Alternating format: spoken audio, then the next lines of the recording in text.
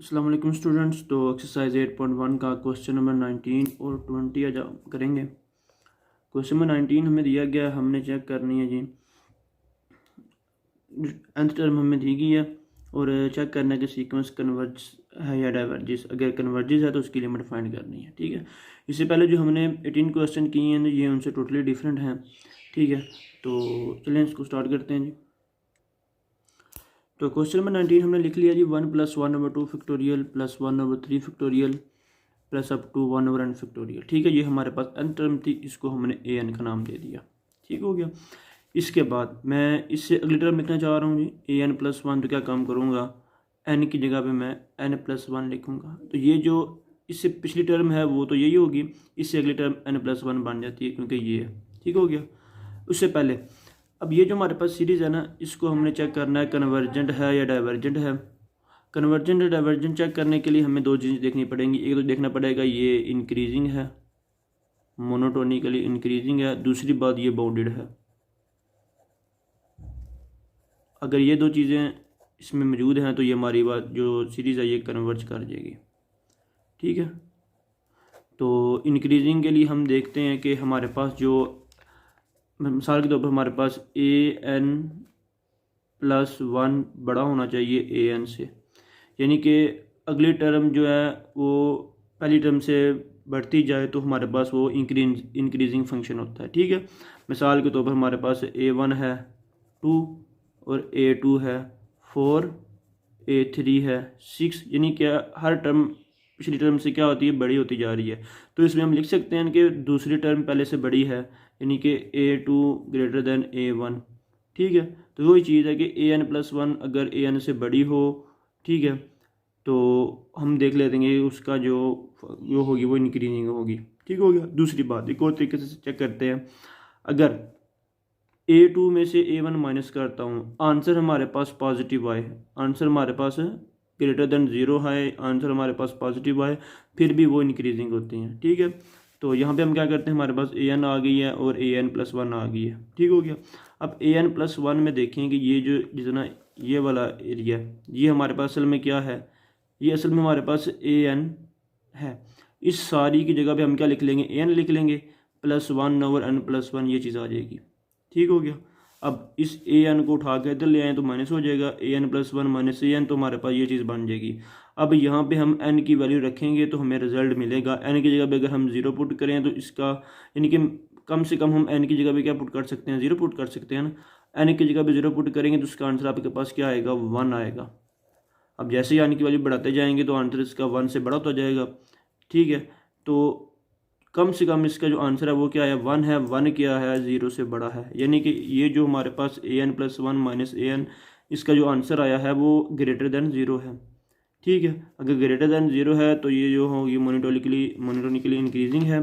तो एक बात हमारे पास आ गई। अब दूसरी बात ये चेक करना है, ये बाउंडेड है। अब बाउंडेड अपर बाउंड होता है और लोअर बाउंड होता है।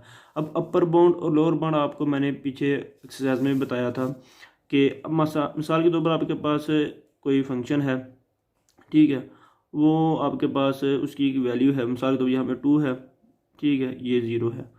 फंक्शन आपके पास यहाँ से शुरू हो रहा है, ठीक है, और बढ़ता जा रहा है, और ये जो 2 है ना यहाँ तक जा रहा है, इससे ऊपर नहीं जा रहा, इसके नीचे नीचे रह रहा है, और नीचे से इसकी वैल्यू है फॉर एग्जांपल 0.1।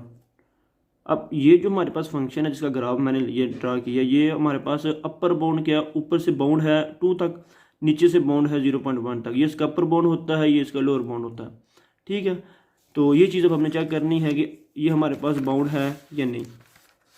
उसके लिए हम क्या काम करेंगे, एज n फैक्टोरियल हमें पता है ये चीज़ होती है। अब 2n-1 हमने लिख लिया, अब ये चीज़ हमने कैसे लिखी, अब देखें 2 की पावर 1, 2 की पावर 2 को हम लिख सकते हैं जी 2.2, यानी को 2 को 2 टाइम लिख लिया। 2 की पावर 3 को हम लिखेंगे 2 को 3 टाइम। ठीक है, अब या फिर इसको मैं सब लिख सकता हूँ, 2 की पावर 3 को 2 लिख लूँ, साथ आगे लिख दूँ, ये मैंने 3 टाइम है। सिमिलरली 2 की पावर n-1 है तो 2 को हमने n-1 टाइम तक लिख लिया। ठीक हो गया। अब 2n-1 less than n factorial, simple सी बात नज़र आ रही है हमें। ठीक है, अब इन दोनों का रेसिप्रोकल लेंगे, जब इनका रेसिप्रोकल लेंगे ये जो इनइक्वालिटी होगी ये क्या हो जाएगी, चेंज हो जाएगी। ठीक है, तो ये चीज़ बन जाएगी। इसको मैं थोड़ा रीअरेंज करता हूँ तो ये हमारे पास आंसर बनेगा। ये हमने बाउंडेड के लिए अब हमने इसका रिजल्ट देखना है। अब ए एन हमारे पास ये थी, शुरू में हमें पता था। ठीक है, ये हमने रिजल्ट निकाल लिया, इसको हम आगे यूज़ करते हैं। ठीक है, पहले हमने क्या किया जी, इंक्रीजिंग चेक की। अब उस यहाँ पे बाउंडेड के लिए हमने ये वाला 2 रिजल्ट यूज़ किए। अब ए एन हमारे पास ये चीज़ बन गई है। अब ये जो 1/n फैक्टोरियल है, इसकी जगह पे 1/n फैक्टोरियल है, इसकी जगह पे मैं देखें 1/n फैक्टोरियल किससे लेस है, 1/2 की पावर n माइनस 1। ठीक है, अब n की जगह पे मैं अगर 1 पुट करता हूँ, ठीक है, आंसर इसका क्या आएगा, 2 की पावर 0, 1/1 आ जाएगा। ठीक है, n की जगह पे मैं 2 पुट करता हूँ, 2 माइनस 1 1/2 आ जाएगा। n की जगह मैं 3 पुट करता हूँ, 2 की पावर 2 आ जाएगी, 2 की पावर 4 होती जाएगी, 2 की पावर क्या होती जाएगी 6। तो इस 1/n फैक्टोरियल ये सारा ये जो रिजल्ट है सारा 1/n फैक्टोरियल है। ये 1/n फैक्टोरियल किससे लेस है, इससे लेस है। तो ये जो इक्वल वाला साइन है, जब इस सारे को हम इसमें कन्वर्ट करेंगे तो ये ऑटोमेटिकली इससे भी लेस हो जाएगा। ये सारा रिजल्ट हमने तो लिख लिया। अब ये जो सारा रिजल्ट लिखा है हमने किस तरह लिखा है वही बहुत जो भी बता रहा हूँ। एन की जगह पे आप 1 पुट करेंगे तो क्या आपके पास आंसर आएगा, 1 आ जाएगा। एन की जगह पे 2 पुट करेंगे आपके पास आंसर आएगा 1/2 की पावर 2 माइनस 1 1/2। ये आ गया। सॉरी आपको नज़र नहीं आ रहा था, ये थोड़ा नीचे हो गया। दोबारा से देख लें इसको कि हमने एन की वैल्यू चेंज की है।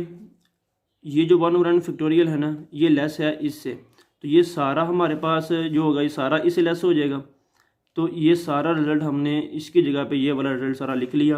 ये इक्वल था, ये लेस हो जाएगा। अब ये 1/n फैक्टोरियल की जगह पे ये कैसे आए, अब देखें, इसकी जगह पे हमने ये वाला रिजल्ट लिख लिया, वो तो आ गया। अब ये जो सीरीज़ किस तरह बनी है, एन की जगह पे 1 पुट करेंगे तो आपके पास आंसर क्या आएगा, 1 आ जाएगा। एन की जगह पे 2 पुट करेंगे, 2 माइनस 1 1/2 आ जाएगा। एन की जगह पे 3 पुट करेंगे, 3 माइनस 1 क्या हो जाएगा, 2 की पावर 2, ये आ जाएगा। इसी तरह आगे बढ़ता जाएगा तो लास्ट तक n टर्म इसकी ये बन जाएगी। ठीक हो गया। ये हमारे पास ए एन लेस देन हो गया 1 + 1/2। तो ये हमारे पास एक ज्योमेट्रिकली सीरीज़ है, ज्योमेट्रिक सीरीज़ है। ठीक है, हमने क्या करना है, इसका सम फाइंड करना है। ठीक है, ज्योमेट्रिक सीरीज़ फाइंड करने के लिए हम क्या करते हैं, हमारे पास 2 फार्मूले हैं हमने पढ़े हुए हैं, इसको हम लिख लेते हैं। ए एन हमारे पास लेस देन 1 + 1/2 1/2 की पावर 2 1/2 की पावर 3 अप टू 1/2 की पावर n-1। सॉरी वो लाइट चली गई थी। तो ये हमने लिख लिया। अब हमने ये ज्योमेट्रिक सीरीज़ का सम फाइंड करना है। सम फाइंड करने के लिए ज्योमेट्रिक सीरीज़ का हमको पता फार्मूला है a1 1 माइनस r की पावर n/1 माइनस r। जब आपका कॉमन रेशियो लेस देन 1 हो। कॉमन रेशियो किस तरह फाइंड करते हैं, दूसरी को पहले पे डिवाइड करें तो कॉमन रेशियो यहाँ पे हमारे पास है जी 1/2, लेस देन 1 है तो ये वाला फार्मूला यूज़ होगा। a1 पहली टर्म है, ये a1 है, इधर पुट करते हैं जी an लेस देन, इस सारे की जगह पे ये वाला फार्मूला लगाएंगे। a1 की जगह पे आ जाएगा 1 माइनस r की पावर n 1/2 की पावर n, ये हो जाएगा ओवर 1 माइनस 1/2। ठीक हो गया। अब इसको हम क्या काम करते हैं जी, सॉल्व करते हैं मज़ीद। तो ये हमारे पास आ जाएगा 1 माइनस 1/2 की पावर n, नीचे हमारे पास आ जाएगा 1/2। इसको मज़ीद जब सॉल्व करते हैं तो ये ऊपर चला जाएगा 2 × 1 माइनस 1/2 की पावर n। ये हमारे पास आ गया an लेस देन, सॉरी इधर लेस देन आता है 2 माइनस 2/2 की पावर n, 2 माइनस 1/2 की पावर, इसको जब नीचे लेके आएंगे तो n-1 हो जाएगा। ये हमारे पास रिजल्ट इसका आ गया। अब यहाँ पे देखें जी, ये जो an है, ठीक है,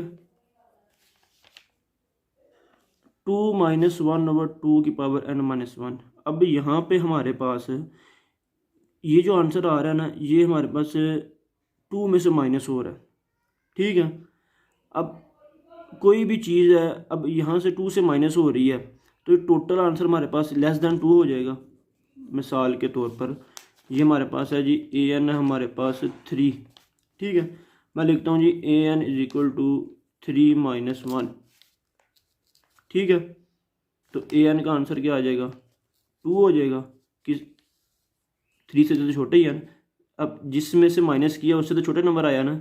सिमिलरली 2 में से माइनस कर रहे हैं तो इस सारे का आंसर क्या आ जाएगा, 2 से छोटी हो जाएगा। हमें एग्जैक्ट तो नहीं पता क्या आंसर आएगा, लेकिन हमें ये तो पता है जो भी आंसर आएगा उस 2 से छोटा होगा।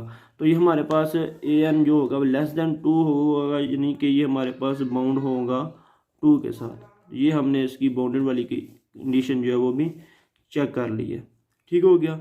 अब दोनों कंडीशन चेक कर ली है, तो अब हमने बाउंडेड चेक कर ली। अब हमने चेक करना है कि लिमिट कन्वर्ज कर रही है जिस लिमिट पे, वो लिमिट कौन सी है। तो यहाँ पे मैं एक रिजल्ट लिखता हूँ जी, लिखता हूँ एज 1 + 1 ओवर, यानी ये जो हमने क्वेश्चन है हमारे पास 1/3 factorial plus 1/4 up to so 1/n factorial, ठीक है। अब जब इसके ऊपर हम लेफ़्ट साइड पे हमारे पास क्या बनता है जी 1 + an। अब ये सारा हमारा an है, ये इसमें हमने 1 को ऐड कर लिया। क्यों, क्योंकि जब हम इस सारे के ऊपर जब हम n approaches to infinity limit लगाते हैं तो इस सारे का आंसर हमारे पास क्या आता है, e आता है, ठीक है।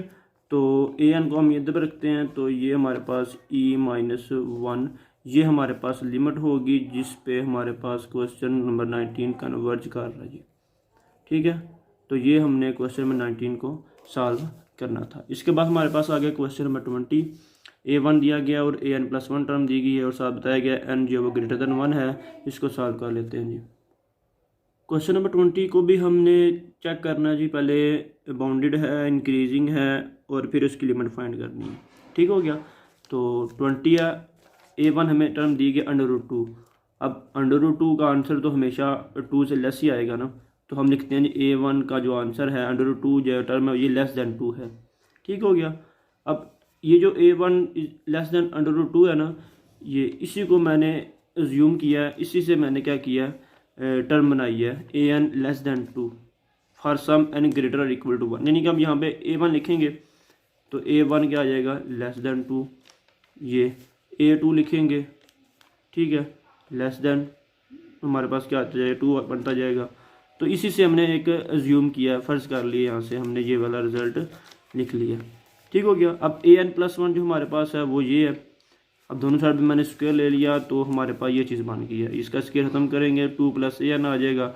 अब 2 + an, अब an क्या है, अब an जो है वो हमारे पास लेस देन 2 है। अब बात समझनी है आपने, यहाँ पे an जो है वो लेस देन 2 है। अब 2 में हम 2 ऐड करेंगे तब जाके आंसर 4 आएगा। इस 2 में मैं 2 ऐड करूँगा तब जाके आंसर 4 बनेगा, लेकिन इस 2 में जो चीज़ ऐड हो रही है वो 2 नहीं है, 2 से छोटी है। तो जब इन दोनों को जमा करूँगा तो 4 तो नहीं बनेगा, ना ही 4 से बड़ा होगा। क्यों, क्योंकि ये अगर 2 हो तब जाके ये 4 होता है, लेकिन ये 2 नहीं है, an क्या है 2 से छोटा है। तो इसका मतलब ये है कि अगर इन दोनों को जमा करें जो आंसर आएगा वो आपका 4 से छोटा ही होगा, ठीक है। तो ये मैंने इससे ये वाला चीज़ लिख ली है। दोनों साइड अंडर रूट ले लेंगे, an+1 हमारे पास आ जाएगा लेस देन 2। तो ये हमारे पास अपर बाउंड आ गया 2, यानी कि यहाँ से मतलब इसका ये है कि an+1 का जो आंसर आएगा वो 2 से छोटा छोटा होगा। अपर बाउंड क्या, ऊपर से बाउंड है 2 तक, तो ये मतलब है इसका। तो सीक्वेंस हमारे पास बाउंडेड बन गया, ठीक है। अब हमने क्या करना है, मोनोटोनिकली चेक करना है इंक्रीजिंग है या डिक्रीजिंग है। तो क्या कम करेंगे, an+1 का स्क्वायर माइनस an का स्क्वायर लिया तो ये हमारे पास रिजल्ट बन गया। स्क्वायर मैंने इसलिए लिया क्योंकि ये अंडर रूट की फॉर्म में है, ठीक है। इनके अंडर रूट भी ख़त्म करने के लिए मैंने इनका स्क्वायर लिया, तो परेशान नहीं हो जाना कि स्क्वायर क्यों आ गए। तो सॉल्व करेंगे। अब ये हमारे पास क्वाड्रेटिक फॉर्म बन गई है, -an का स्क्वायर प्लस an+2। इसको फैक्टराइज करेंगे तो फैक्टराइज करने के बाद आपके पास ये 2 फैक्टर बन जाएंगे। अब यहाँ पे देखें जी 1 + an क्या है लेस देन 2 है, ठीक है, 2 - an। अब an लेस देन 2 है तो जब इसको सॉल्व करेंगे तो आंसर इसका हमेशा पॉजिटिव ही आएगा, नेगेटिव नहीं होगा, क्योंकि 2 से छोटी टर्म है ना, ठीक है। तो 2 में से जब छोटी टर्म माइनस करेंगे तो आंसर पॉजिटिव ही आएगा, नेगेटिव नहीं बनेगा, इसलिए इसका आंसर पॉजिटिव ही बनेगा, इसलिए हमने लिख लिया इसका आंसर पॉजिटिव है।